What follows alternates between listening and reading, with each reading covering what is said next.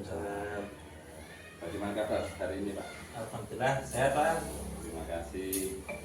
Sebelumnya saya ucapkan banyak terima kasih Pak Siswa atas kesediaan jenengan. Saya ada di sini ada tugas untuk wawancara dengan kepala sekolah terkait dengan pengambilan keputusan yang biasa atau yang sudah pernah dengan tadi. Ini terkait dengan tugas kami di modul 3.1. Itu saya ucapkan mohon kesediaan jenengan. Gimana Pak? Bersedia untuk kita wawancarai? Insya Allah siap Pak. Yes. Terima kasih Pak Siswa. Untuk itu saya ada beberapa pertanyaan yang akan saya sampaikan pada jenengan. Yang pertama Pak, selama ini bagaimana Anda dapat mengidentifikasi kasus-kasus yang merupakan dilema etika atau rujukan moral? Baik Pak Al, jadi sepengetahuan saya ya, dari dua kasus yang jenengan tanyakan tadi Ya, antara dilema etika sama rujukan moral itu bisa diteliti dari sifat kasus itu sendiri. Maksudnya Jika kasus itu misalkan itu benar lawan benar, maka itu sudah jelas dilema etika. Jika benar lawan salah, maka itu adalah rujukan moral. Mungkin seperti itu. Oke, terima kasih. Oke, memang kalau dilema etika itu ada dua perkara, dua masalah. Yang satunya benar, lawan yang benar. Jadi kita ada satu dilema, milih sendiri. Ya. Kalau rujukan moral berarti yang benar versus yang salah. Iya. Oke, terima kasih. Kemudian yang kedua Pak Sis. Nah, selama ini bagaimana Anda menjalankan pengambilan keputusan di sekolah Anda? Terutama untuk kasus-kasus di mana ada dua kemudian yang sama-sama benar atau sama-sama mengandung nilai kebajikan. Baik Pak Al, jadi jika ada masalah berkaitan dengan dilema etika, maka terus kemudian di situ masalahnya sama-sama benar, Oke. maka saya akan menimbang, memperhatikan, terus kemudian diteliti lagi dampak dari keputusan yang kita ambil walaupun sama-sama benar itu mana yang dampaknya itu lebih luas. Oke. Nah, lebih luas atau mungkin lebih bermanfaat lah daripada hanya keputusan walaupun benar hanya untuk kepentingan sesaat seperti itu. Jadi kita harus cari yang jangkanya itu jangka panjang seperti itu. Berarti di sini jangan menekankan kebermanfaatannya Betul. dari dua kasus itu yang mana yang lebih bermanfaat untuk lembaga, untuk siswa, untuk sekolah gitu hasilnya. Betul, betul. Oke, terima kasih. Kemudian kalau semacam itu mungkin langkah-langkah apa atau prosedur apa yang biasa dengan lakukan untuk mengatasi permasalahan selama ini? Baik, karena saya juga kebetulan guru penggerak Pak Al.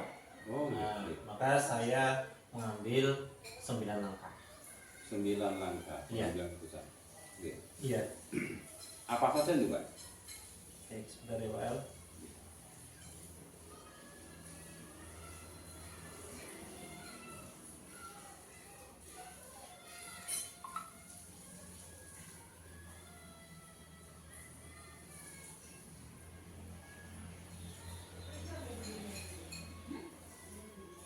Baik, 9 langkah itu adalah yang pertama adalah mengenali bahwa ada nilai-nilai yang saling bertentangan. Nah, terus kemudian kita tahu di situ itu sudah jelas ya bahwa yang jenengan tanyakan tadi adalah dilema etika. Nah, di situ kan kita harus bisa menganalisis bahwa kasus itu ada nilai-nilai yang saling bertentangan. Ya, betul. Mungkin antara benar salah, terus kemudian antara benar lawan benar. Benar. Kalau dilema etika benar dengan benar. Iya betul. Oke. Yang kedua menentukan siapa saja yang terlibat dalam situasi ini. Terus yang ketiga kumpulkan fakta-fakta yang relevan. Yang keempat menguji benar atau salah, baik uji legal, uji regulasi, uji intuisi, uji publikasi, uji panutan atau idola. Yang kelima pengujian paradigma benar lawan benar jika itu dilema etika. Ya. Nah, terus kemudian yang keenam langsung prinsip pengambilan keputusan. Yang ketujuh investigasi opsi trilema. Yang kedelapan buat keputusan. Yang kesembilan tinjau lagi keputusan yang telah dibuat atau tidak salah. Oke. Mungkin itu. Nanti kalau kita ambil garis besarnya bahwa jenengan dalam permasalahan dilema etika yang ada di sekolah Anda, di lembaga jenengan itu langsung menerapkan 9 langkah tersebut sesuai dengan hasil jenengan belajar di guru penggerak itu nih Pak. Ya, betul. Oke. Selanjutnya Pak Siswa, dari 9 langkah yang jenengan ambil itu, hal-hal apa saja selama ini Anda anggap efektif dalam pengambilan keputusan pada kasus-kasus dilema etika? Baik, yang paling efektif yang terpenting adalah yaitu di poin nomor 2 dan 3 dulu, yaitu menentukan siapa yang terlibat. Jelas di sini kalau dilema etika di sekolah itu kan kebanyakan kita merujuk pada pembelajaran, berarti kan siswa. Nah, terus yang kedua, kumpulkan fakta-fakta yang relevan. Jadi dari kasus tersebut kan ada nilai-nilai pertentangan, tapi kan kita harus melihat fakta-faktanya juga, mana yang lebih menguntungkan kepada anak. Pokoknya intinya masalah itu asalnya dari siswa, terus kembalinya juga kepada siswa. Pokoknya siswa jangan sampai dirugikan. Nah, agar anak-anak itu kalaupun mereka bersalah tidak malah tertekan, tapi kita bisa menunjukkan sisi positifnya dari masalah tersebut sehingga anak tersebut bisa berubah terus menjadi lebih baik, seperti itu. Berarti itu dua hal yang menurut Anda anggap sangat efektif ketika berbicara, yaitu siapa yang terlibat dalam kasus, kemudian fakta-fakta yang ada. Sehingga dari sanalah dengan akan mengambil suatu keputusan yang tadi tujuannya adalah untuk mana yang lebih bermanfaat. Oke, terima kasih. Selanjutnya Pak Siswa,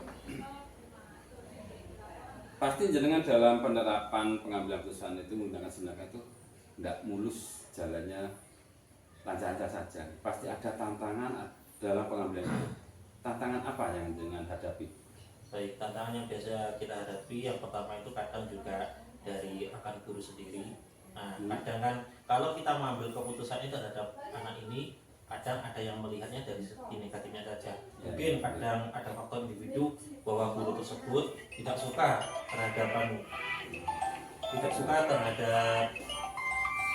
anak tersebut. Kadang dia cenderung apa itu namanya menjatuhkan.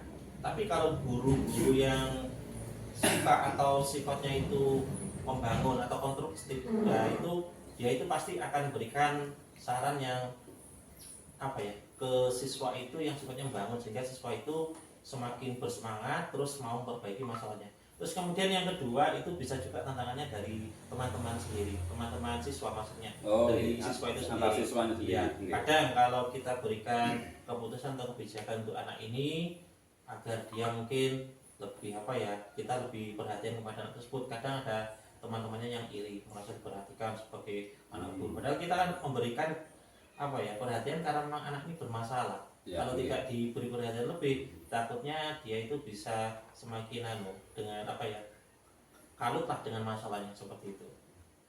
Ya, berarti tantangannya bisa dari teman rekan sejawat, atau juga dari teman siswa itu sendiri yang bermasalah. Nah, selanjutnya Pak Siswa, apakah Anda memiliki suatu tata cara atau jadwal tertentu dalam penyelesaian suatu dilema etika?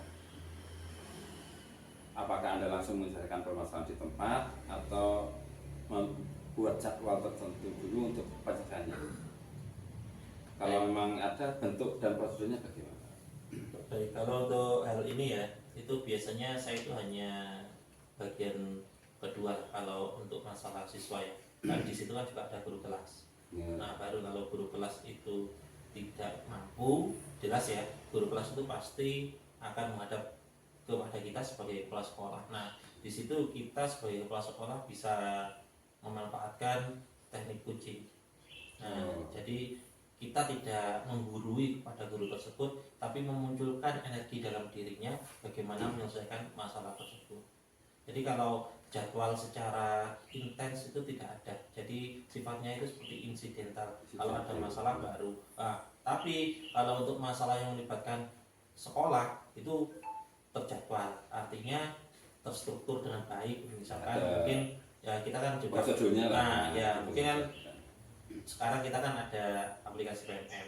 Jadi mungkin di SD saya itu 1 bulan sekali pasti kita mengadakan pertemuan. Nah, di situ kan PMM kan terkait selain administrasi juga pembelajaran di kelas. Mungkin di situ terjadi sharing atau coaching tadi antara guru-guru dan juga kepala sekolah, atau saling lah. Jadi kita saling melengkapi. Kalau mungkin saya sebagai kepala sekolah tidak mampu menjawab, mungkin teman guru lainnya pernah mengalami kasus seperti itu, maka bisa juga dari kolaborasi rekan sejawat nantinya seperti itu. Ya. Jadi jenengan kalau terjadwal lihat dulu kasusnya. Ya, betul. Nah, lihat dulu. Tapi sering terjadi adalah dalam bentuk isu detail, gitu. Iya. Dan bentuk yang dilakukan bisa dalam bentuk kucing, gitu. Semacam itu, nggih Pak? Iya, betul. Selanjutnya Pak, adakah seseorang atau faktor-faktor apa selama ini mempermudah, membantu Anda dalam pengambilan keputusan di kasus-kasus dilema etika? Baik, yang paling utama itu yang membantu saya adalah jelas teman-teman guru, karena saya itu orangnya demokratis. Saya tidak mau juga memutuskan masalah sekolah itu sepihak lewat ide-ide saya, tapi kita sharing dulu dengan teman-teman apakah setuju atau tidak, baik itu kasus seperti dilema etika itu juga begitu, maupun juga rujukan moral. Itu kita selalu demokratis, kita musyawarahkan solusinya seperti apa, terus jalan keluarnya seperti apa. Jadi nantinya keputusan yang saya ambil itu bukan hanya tanggung jawab saya, tapi juga teman-teman.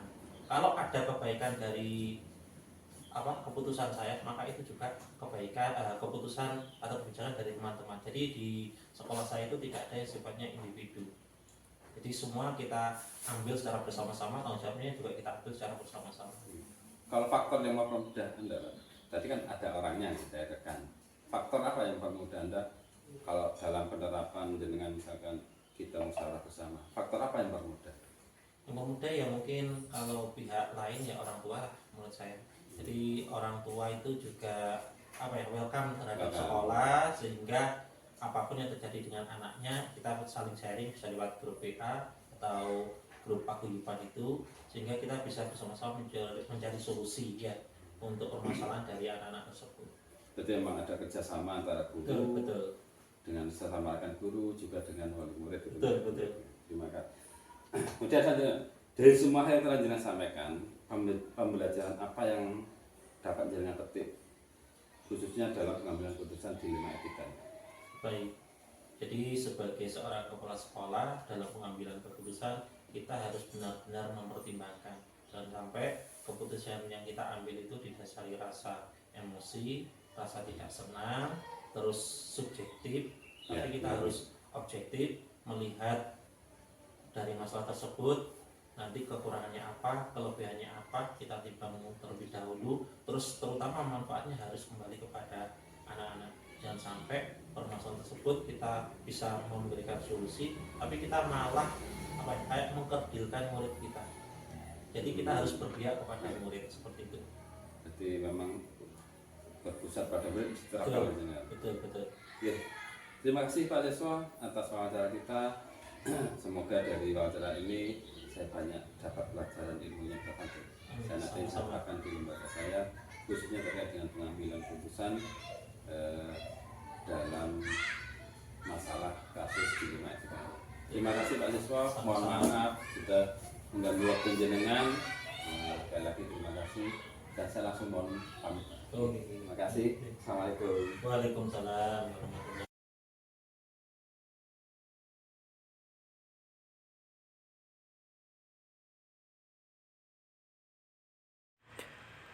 Selamat siang Bu Evi. Saya mendapat tugas sebagai calon guru penggerak untuk melakukan wawancara dengan kepala sekolah yang berkaitan dengan penanganan dan penyelesaian kasus dilema etika. Saya nanti akan mempertanyakan beberapa pertanyaan kepada jenengan. Pertanyaan yang pertama, selama ini bagaimana Bu Evi dapat mengidentifikasi kasus-kasus yang merupakan dilema etika atau bujukan moral? Biasanya dilema etika terjadi karena ada pilihan yang sama-sama benar, seperti dilema etika antara peraturan sekolah dengan keadaan siswa. Ada kalanya siswa tidak menggunakan seragam lengkap, mungkin karena kondisi siswa yang kurang mampu. Misalnya seragam atau sepatunya sudah rusak, yang mengakibatkan ia tidak memakai seragam sesuai dengan aturan. Sedangkan bujukan moral bisa diidentifikasi jika alasannya memang tidak sesuai. Jadi bujukan moral biasanya melibatkan situasi di mana seseorang merasa terdorong untuk melakukan sesuatu yang mungkin bertentangan dengan nilai-nilai atau prinsip moral mereka. Oke, saya sepakat dengan yang Bu Evi sampaikan. Dilema etika berarti di sini ada dua kepentingan yang sama-sama benar. Sedangkan untuk bujukan moral ada dua kepentingan, yang satu benar dan yang satu salah. Nah, selanjutnya Bu Evi, selama ini bagaimana Anda menjalankan pengambilan keputusan di sekolah Anda? Terutama untuk kasus-kasus di mana ada dua kepentingan yang sama-sama benar atau sama-sama mengandung nilai kebajikan. Hal ini dilakukan agar mendapatkan berbagai pertimbangan yang matang sebelum memutuskan suatu permasalahan. Langkah-langkahnya adalah: 1. Mengumpulkan semua informasi terkait. Kemudian yang kedua, mengidentifikasi nilai-nilai yang bertentangan. Yang ketiga, mempertimbangkan dampak keputusan untuk semua orang. Dan yang keempat, mendiskusikan dengan semua tim. Yang kelima, mungkin mengambil keputusan berdasarkan analisa. Dan yang terakhir, mungkin membuat rencana untuk melaksanakan keputusan. Dari langkah-langkah atau prosedur yang Bu Evi sampaikan tadi, hal-hal apa saja yang selama ini Anda anggap efektif dalam pengambilan keputusan pada kasus-kasus dilema etika? Hal yang dianggap efektif dalam pengambilan keputusan adalah adanya komunikasi antara guru dan juga pemangku kepentingan dengan melibatkan berbagai pihak dalam proses membuat keputusan. Jadi berkomunikasi dengan jelas dan transparan dalam membuat keputusan serta mengikuti prosedur yang sudah ada dan memastikan keputusan itu sesuai dengan prinsip, aturan, dan etika yang ada di sekolah. Jika tadi itu adalah hal-hal yang Bu Evi anggap efektif dalam pengambilan keputusan, nah selanjutnya, apa yang selama ini merupakan tantangan dalam mengambil keputusan pada kasus-kasus dilema etika tersebut? Tantangannya termasuk konflik kepentingan antara pihak-pihak yang terlibat. Kemudian juga ada tekanan dari luar dan ketidakpastian dalam memilih keputusan yang tepat. Kadang-kadang sulit untuk membuat keputusan yang diterima oleh semua pihak. Dalam Bu Evi melakukan penanganan kasus atau permasalahan dilema etika, apakah Bu Evi membuat suatu tata kala atau jadwal tertentu? Kemudian bagaimana bentuk dan prosedur yang Anda jalankan? Untuk penyelesaian dilema etika tidak ada jadwal khusus. Yang terpenting komunikasi dan musyawarah serta kerjasama atau kolaborasi dengan berbagai pihak yang terkait. Itu menurut saya. Oke, Bu Evi. Nah, kemudian adakah seseorang atau faktor-faktor apa yang selama ini mempermudah atau membantu jenengan dalam pengambilan keputusan terkait dengan kasus-kasus dilema etika.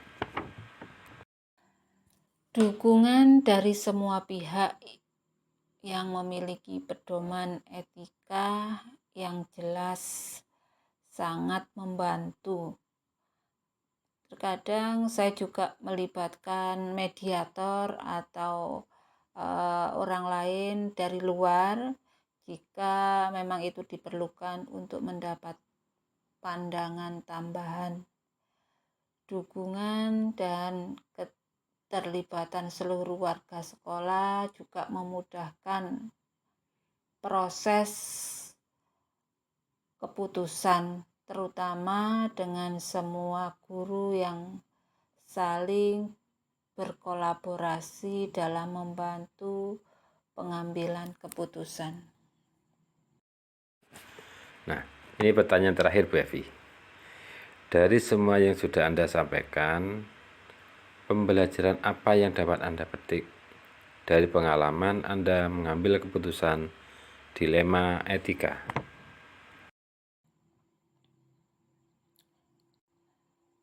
Banyak pengalaman yang mengajarkan saya akan pentingnya komunikasi serta kolaborasi yang baik antara semua warga sekolah dalam pengambilan keputusan dengan tetap menerapkan prinsip berbasis nilai-nilai kebajikan dan semua keputusan mengutamakan dan memprioritaskan kepentingan murid. Nah, Bu Evi, demikianlah wawancara saya terkait dengan tugas modul 3.1.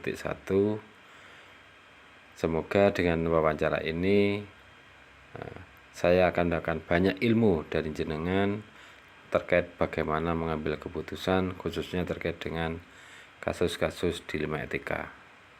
Saya mengucapkan banyak terima kasih atas kesempatan, atas waktu yang sudah jenengan berikan kepada saya untuk melakukan wawancara ini. Terima kasih Bu Evi.